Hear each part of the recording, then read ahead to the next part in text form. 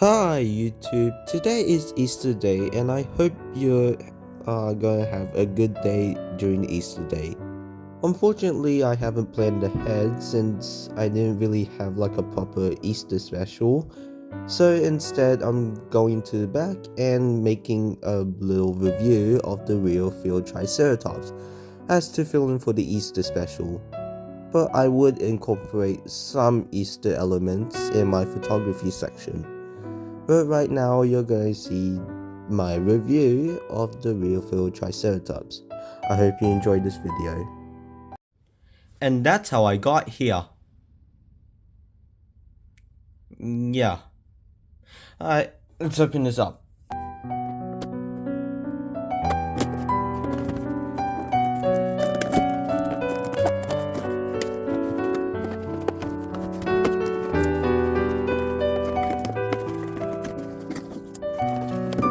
And this is the real field Triceratops. Looking at up close, I really like the sculpting here. You can see all the wrinkles, the bumps, the scales, etc. I really like this. I kind of like how the osteoderms just go down into the tail. And I really like the colors. I think they're going back to the, I'm not really familiar with Kenner, but I think they're throwing back to the real field Triceratops back then. Like the one where it had that mechanism where you just, like you press on the button and just do that and stuff. And yeah. If we take a closer look, hang on. Let's start from the horns. Usually I'd see like little scratches or like thingy that do like bony stuff. But instead I see all these cracks and stuff, which really remind you of horns like keratin or something. It's on the little nasal horn, these two horns, the beak, and even these little spiky ones here.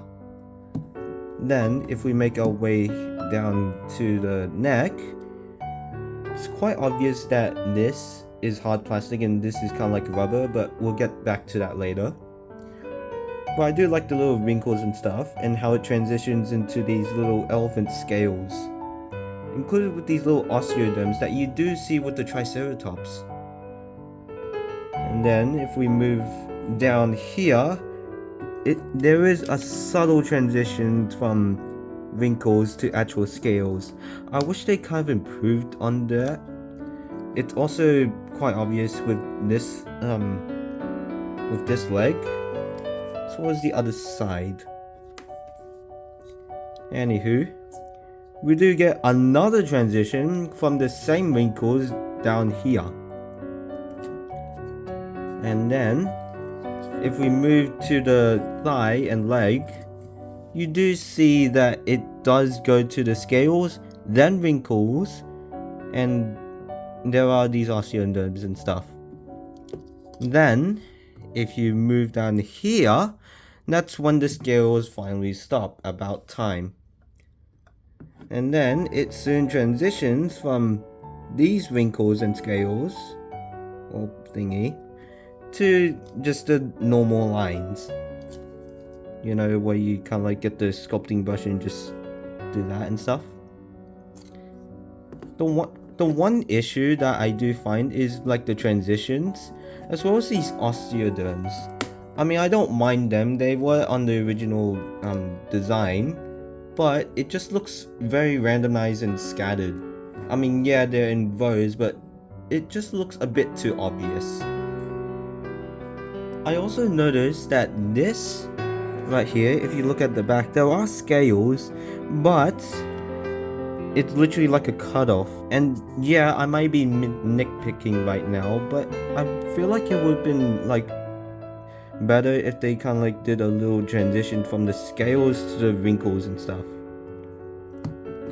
I mean, they kind of did it here, but it's a bit too obvious. Now let's move on to the paint job.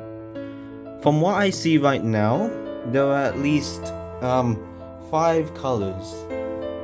The eye, the bony color, the green underbelly, the base dark green, and these very, very dark green stripes and counter shading and stuff. I really do like the counter shading. The one thing that really ticks me off is that the tongue and mouth are green. Also, if you take a little closer up, hang on.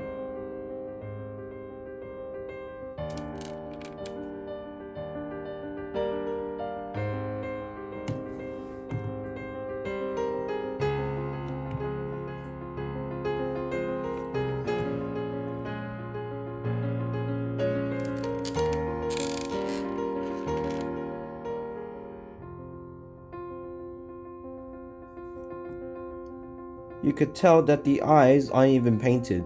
Yeah, they're painted, but the pupil isn't, as it literally is the same color as the dark green stripes. I really wish that they painted the toenails. Or they should have done that little thing that what they did with the Habitat Defender Triceratops from a few years back. Where they have like a little different plastic and they just put it underneath. I mean, you could literally see it in the lab lockdown T-Rex, as well as the Spinosaurus, as well as the tail slashing Spinosaurus and the Distortus Rex.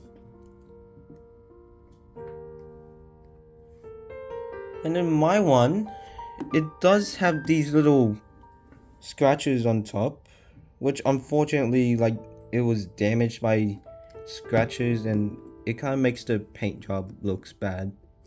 As well as down here, they are the same color, but it's a obvious little line down here from from hard plastic to rubber. I wish they would have made like a little more effort into making this a bit more, not accurate, but less messy. But overall, despite these what's it called?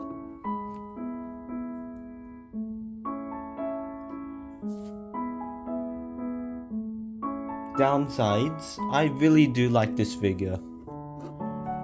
I like its rubbery texture, I like its articulation, which I will get to now, and I like how it looks very, very classic. Now let's go on to the articulation.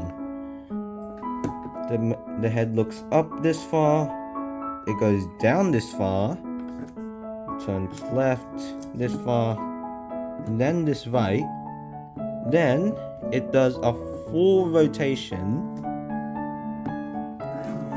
Now we look at the legs. It turns around this much. If you want to force the joint, then you could do a full rotation. I recommend not, because you could possibly scratch the paint. And then this leg, you could also do a full rotation, but I would recommend not to. And then we get to this leg, which is very, very tight. Unlike the front legs, this one is kind of like very clicky and stuff. And if you put in a lot of effort, you can get in, a full rotation. And then we move on to this leg, which I'm pretty sure you can also do a full rotation.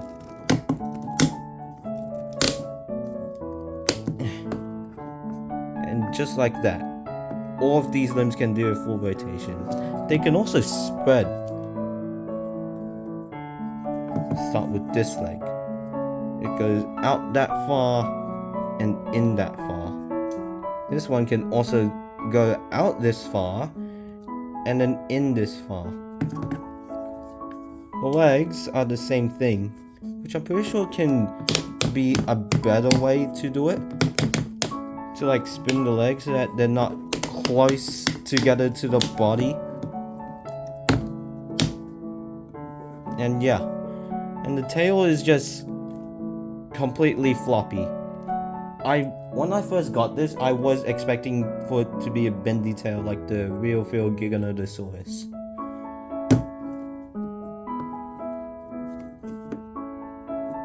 And yeah, that's basically all of the articulation.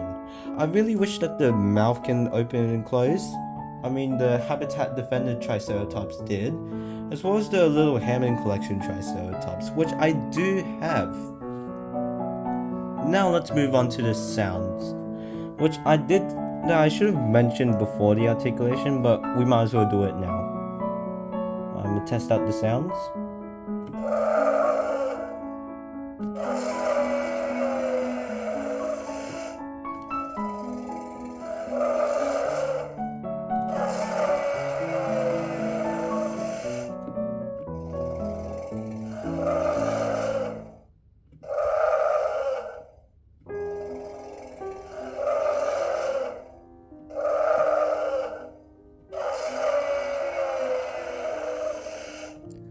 Alright, from what I heard, I think I counted 5 distinct sounds.